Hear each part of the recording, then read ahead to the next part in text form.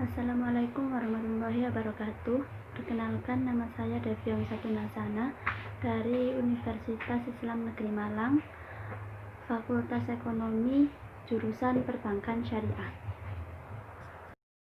Di sini saya akan mempresentasikan jawaban saya atas 4 pertanyaan yang terkait dengan yang pertama, struktur organisasi, yang kedua, pengambilan keputusan sebagai tugas manajer, yang ketiga, kemampuan manajerial dalam mengelola tim, dan yang keempat, pengelolaan dana terkait kasus first travel.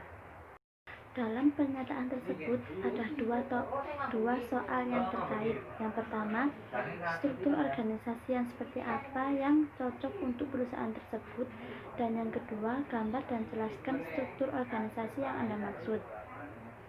Menurut saya, struktur organisasi yang tepat untuk perusahaan tersebut adalah struktur organisasi divisional, karena pada struktur organisasi divisional, manajer membagi karyawannya ke dalam divisi-divisi yang mempunyai tugas masing-masing. Pembagian divisinya tersebut berdasarkan dengan produk, pasar, dan letak geografis. Karena perusahaan tersebut terbilang cukup besar dan mempunyai produk yang harus dipasarkan tidak sedikit.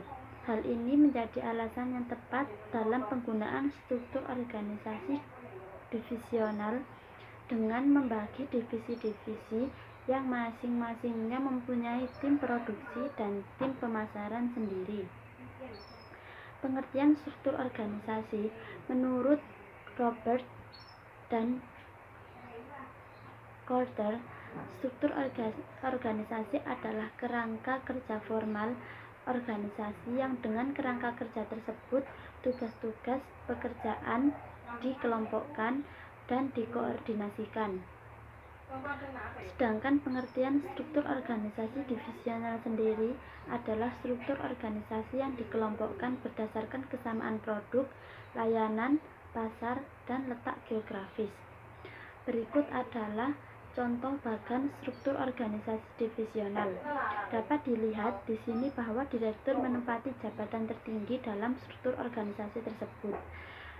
Tiap-tiap divisi beroperasi sendiri-sendiri di bawah pengarahan manajer divisi yang bertanggung jawab langsung terhadap CEO atau direktur.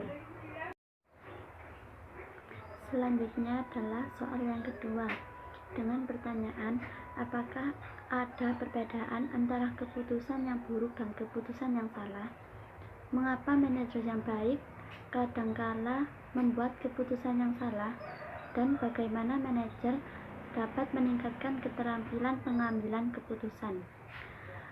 Jawabannya, perbedaan antara keputusan yang buruk dan keputusan yang salah adalah keputusan yang buruk sudah pasti menjadi keputusan yang salah, dan keputusan yang salah belum tentu menjadi keputusan yang buruk. Manajer yang baik bisa mengambil keputusan yang salah karena mungkin manajer tersebut memiliki banyak tekanan dari luar sehingga tidak bisa berpikir jernih. Selain itu, alasannya karena keputusan manajer tersebut dipengaruhi oleh budaya organisasi, atau bisa jadi sudah menjadi sifat dari manajer itu sendiri. Misalnya, manajer yang mempunyai sifat toleransi dan rasa sungkan yang tinggi, ketika salah satu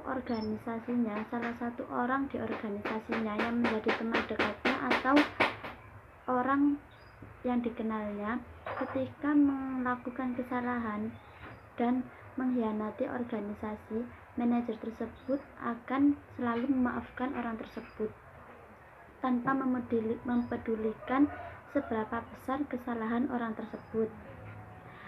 Namun kembali lagi, pengambilan keputusan itu hanyalah sebuah perkiraan, yang mana apapun yang direncanakan bisa jadi tidak berjalan dengan sesuai rencana. Oleh karena itu, dibutuhkan keterampilan seorang manajer dalam pengambilan keputusan. Untuk meningkatkan keterampilan pengambilan keputusan diperlukan dalam diri seorang manajer tersebut adalah pengalaman yang baik. Selain itu, harus mampu belajar dari pengalaman-pengalaman sebelumnya, dari kesalahan-kesalahan sebelumnya, dan mau mendengar saran-saran dari orang di sekitarnya. Menurut Simon, keterampilan manajer dalam pengambilan keputusan ada 4 tahapan. Yang pertama, kecerdasan. Kecerdasan dalam memilih, dalam memutuskan, mencari, dan mengidentifikasi masalah yang ada. Yang kedua, rancangan.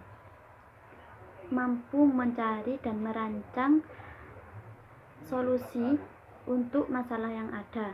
Yang ketiga adalah pilihan. Mampu memilih alternatif yang baik sebagai solusi dari masalah tersebut. Dan yang keempat, implementasi.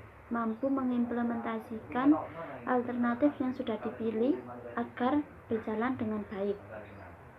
Menurut Michel C. Mankin, mencontohkan mengalihkan 2 contoh kasus dalam pengambilan keputusan. Yang pertama, perusahaan yang berhasil dalam pengambilan keputusan untuk melindungi nilai kontrak bahan bakar yang panjang sehingga perusahaan tersebut meraup keuntungan yang besar. Dan yang kedua adalah perusahaan yang gagal dalam pengambilan keputusan karena tanpa memikirkan dampak panjang terhadap perusahaannya, sehingga perusahaan tersebut mengalami kebangkrutan hingga salah satu CEO-nya berkata bahwa pengambilan keputusan yang terjadi pada perusahaan tersebut adalah kesalahan terbesar sepanjang sejarah perusahaan. Dari 2 contoh kasus tersebut dapat disimpulkan bahwa kegagalan pengambilan keputusan yang terjadi pada perusahaan yang kedua itu karena satu, perusahaan kedua menginginkan solusi jitu tanpa proses menginginkan solusi yang jitu tapi dengan proses yang instan. Yang kedua, perusahaan kedua gagal membuat tindakan alternatif. Dan yang ketiga, terlalu banyak orang yang terlibat. Karena dalam perusahaan besar biasanya dalam pengambilan keputusan itu hanya orang-orang tertentu atau orang-orang khusus, misalnya orang yang berperan penting dalam perusahaan tersebut atau eksekutif perusahaan.